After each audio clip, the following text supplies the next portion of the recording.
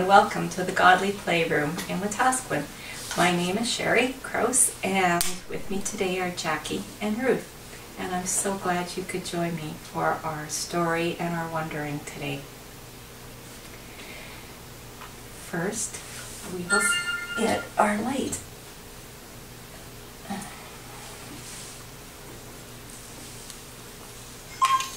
This is very important always, but today it's especially important. Once there was someone who said such amazing things and did such wonderful things that people would follow him. And one time when they were following him, they said, "Who are you?" And he said, "I am the light." And in that one place, and now I'm adding it to this light. Look at that. Lots of light.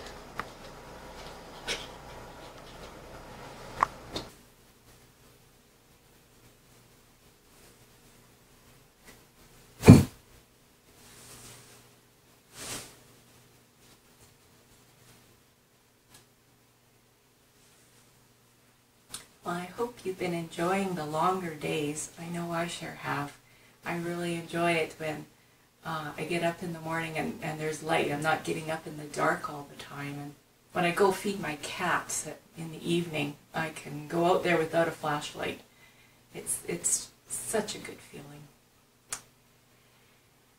And I think, though, we'll get right into our story because it's kind of a big story. So do you think you're ready for that?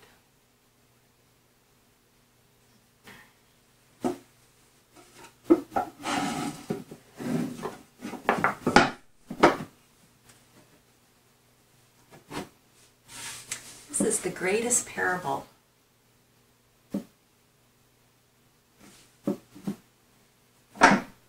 It comes from Sacred Story Shelf. It sits up like a sacred story, but it's not really like a sacred story.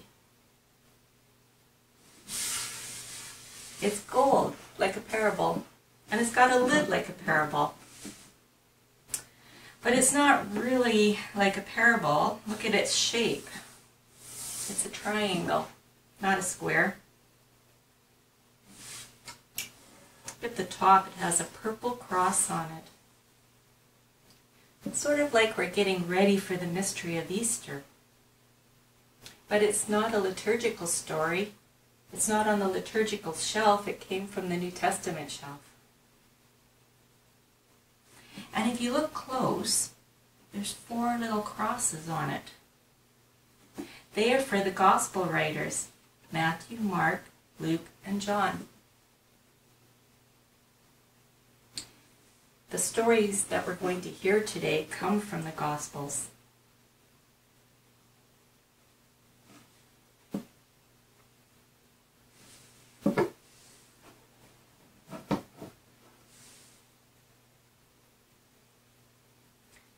This is the most curious box in this room.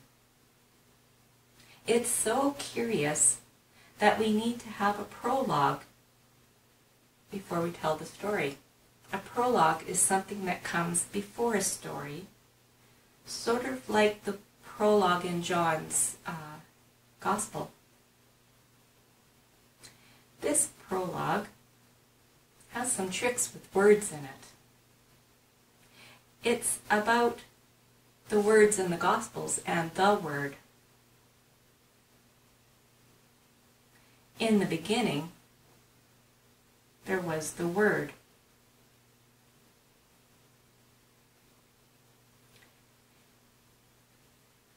God spoke everything into being. But yet God was hard to find in creation. Do you see my words? No. Are they there? Yes. So God sent the Word, and the Word became a person. The this was to help us learn how to be God's children by knowing a child of God.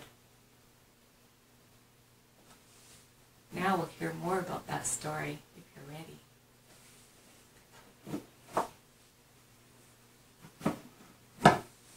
But we do need an underlay. So, I chose this underlay. And it's very big, very white.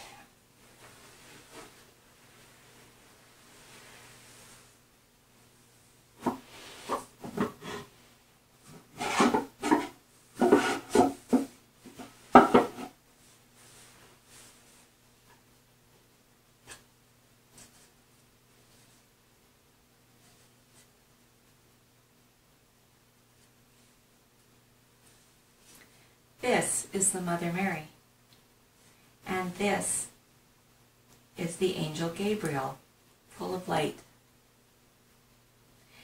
The Angel Gabriel is speaking to Mary. The word angel means messenger of God. He's telling her that she's been chosen to have a child.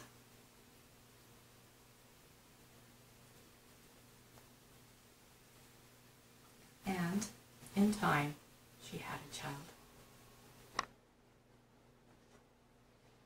That child grew into the man Jesus.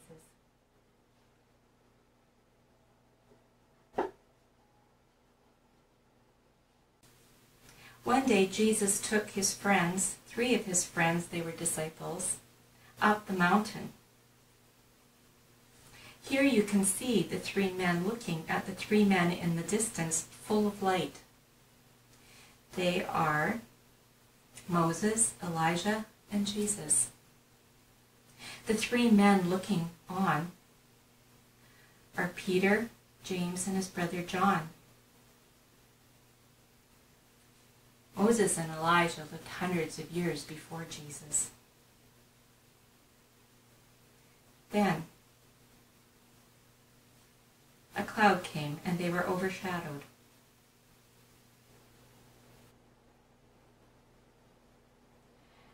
The disciples were so frightened they fell to the ground. But Jesus came to them and touched them and said, "Rise, don't be afraid." When they looked again, Moses and Elijah were gone, and there was just Jesus. And then they went down the mountain and started towards Jerusalem for the last time.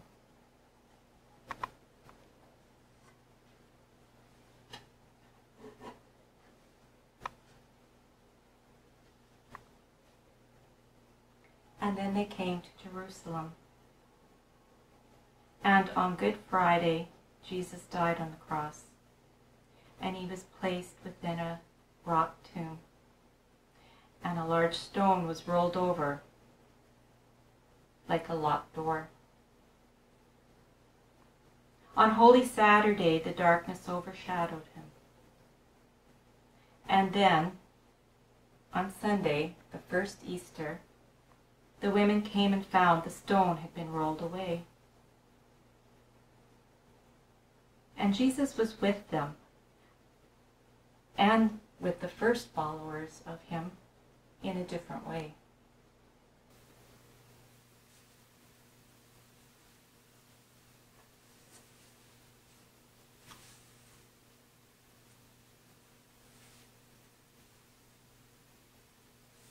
This is the Annunciation. The angel is announcing to Mary she will have a child. This is the Transfiguration. Jesus was transfigured. He was made different, although he looked the same. And this is the Resurrection. God came to Mary. God came to the disciples on the mountain. And God came to the women and the first followers, just as God comes to us.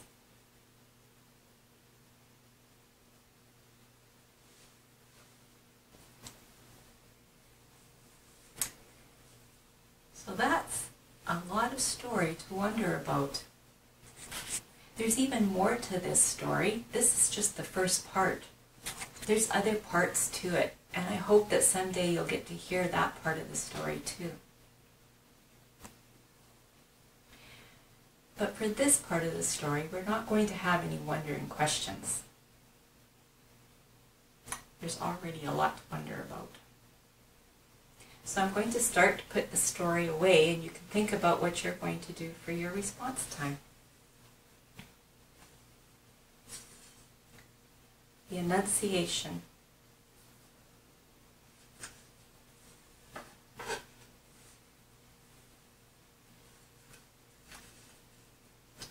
The Transfiguration.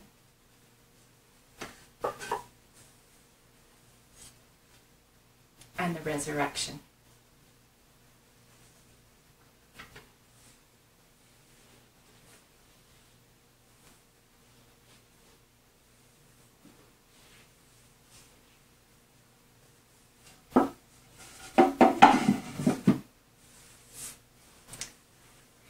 If you haven't got your response materials ready yet, you can stop the video and go get them ready. But if you are ready, then we'll get right into it. I found there was an awful lot in this story to wonder about. It has some really big words in it. It's kind of heavy and quite theological. That's a big word too.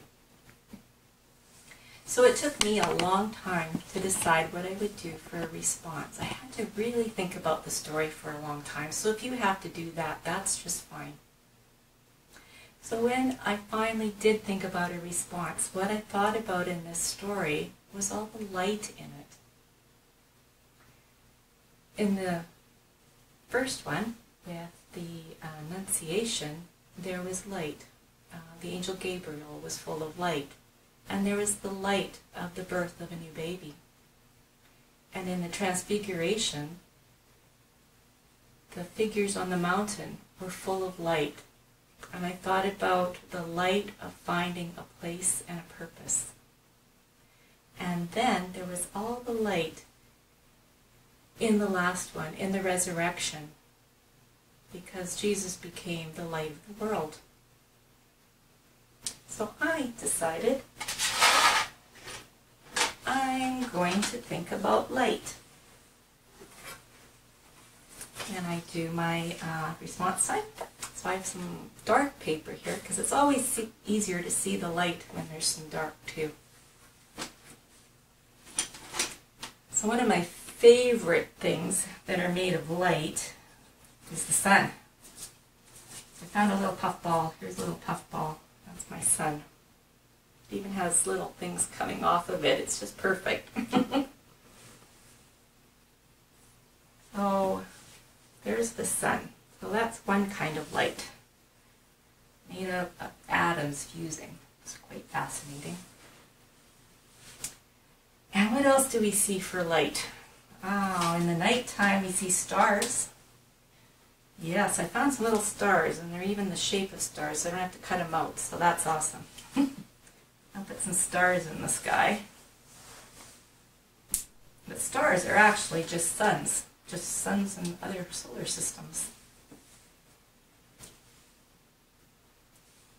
They certainly brighten up a dark sky. Oh, here's a green one. I don't know if there's any green stars, but we're going to put some on. There's some stars. What else? I have lots of things. Oh yes. I found some pipe cleaners that I'm hoping I can cut.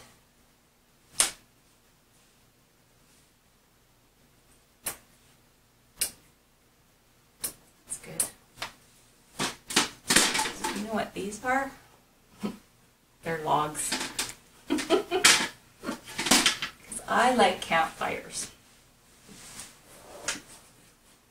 In the summer, in the winter, it's always fun to sit around a fire, and it always reminds me of of times with family and friends, maybe roasting a hot dog, keeping warm.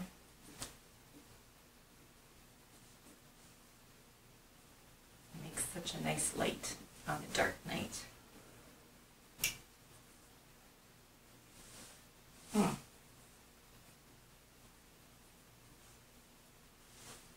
Well, it's not really like logs in a campfire because they're not gluing on quite like, oh, there we go.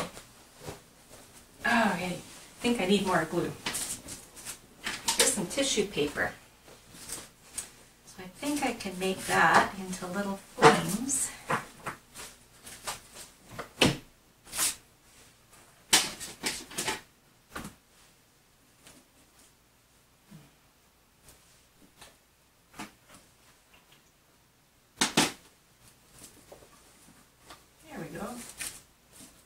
It's just some yellow and orange and red tissue paper. Kind of look like a fire.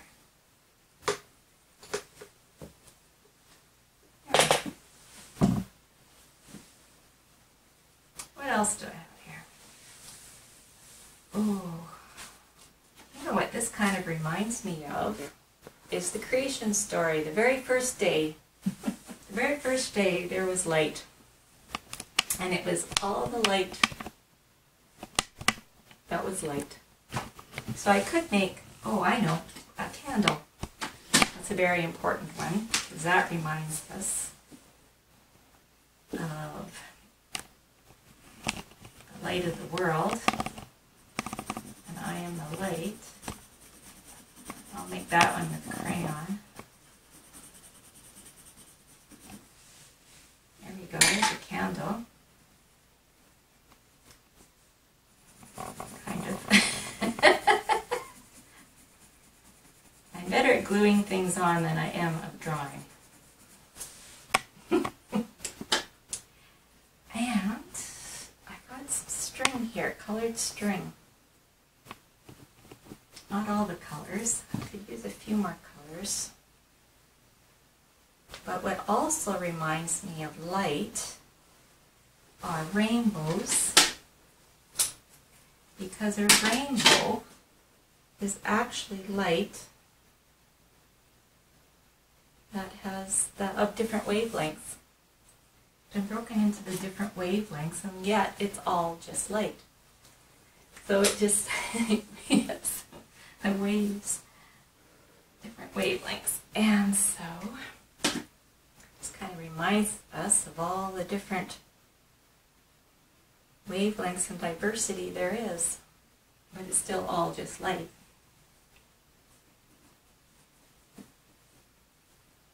Well, that's a funny looking rainbow. That's okay. I need purple and red, but I'll find some later. And then I found this little sea creature, a foamy sea creature. There's some creatures that live so deep down in the ocean there is no light there, so they have to make their own light. It's called bioluminescence. So this little sea creature reminds me of the light way down deep in the ocean where it's really dark. I think that's enough. I guess I could have made light bulbs and my grow lights that I have on now for my plants that I've started. That's a wonderful kind of light. There's all kinds of light.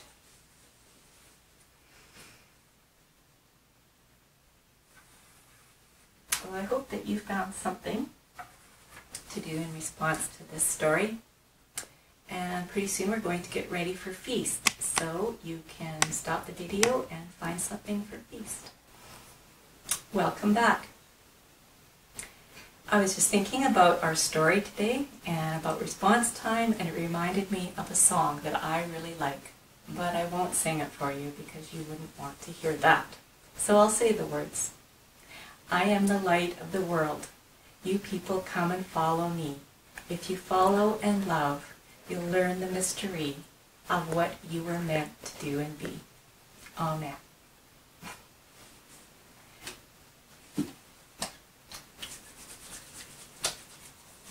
do have two people here who could sing it, but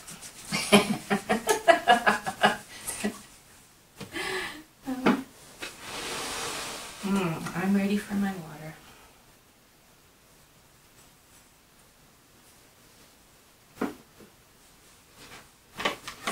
So it just makes me think about finding a purpose and that part of the story and that part of the song.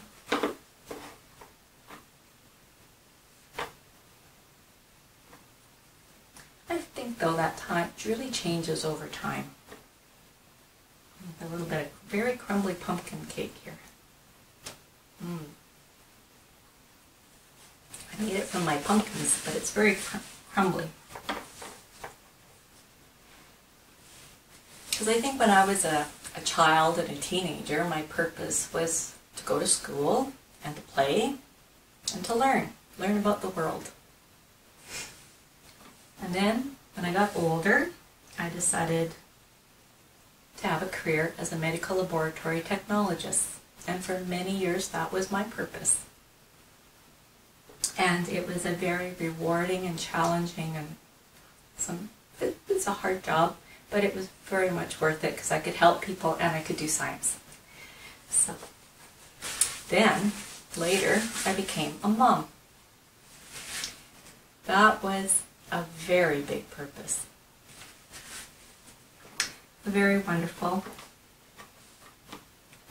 and life-changing purpose. But then the children, they grow up and they leave, and you're still a mom. You're a mom forever, but your purpose changes a little bit. So then, after a while, I retired from my career that I had for 35 years. So then I had to go back to learning and figuring out what my work would be. So then I decided to learn more about gardening and plants and soap making and pickling and all that sort of stuff. So that became my new purpose. So you can see where what you do and who you are in your place in this world can change over time. Now I'm about to become a grandmother. So now I'll have a whole new role, a whole new place and purpose. It's very exciting.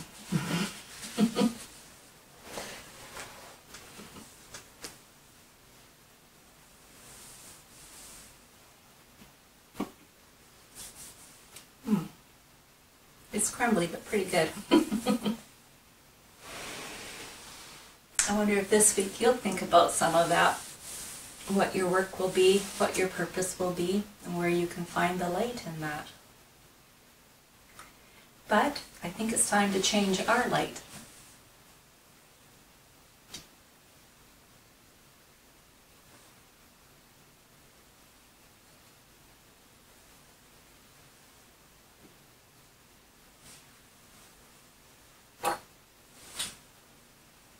Here's a bit of the light that is all light.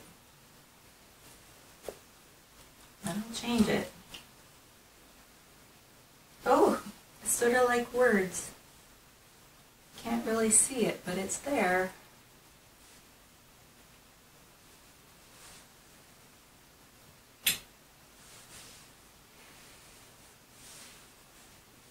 Well, I hope this week finds you safe and well. Goodbye.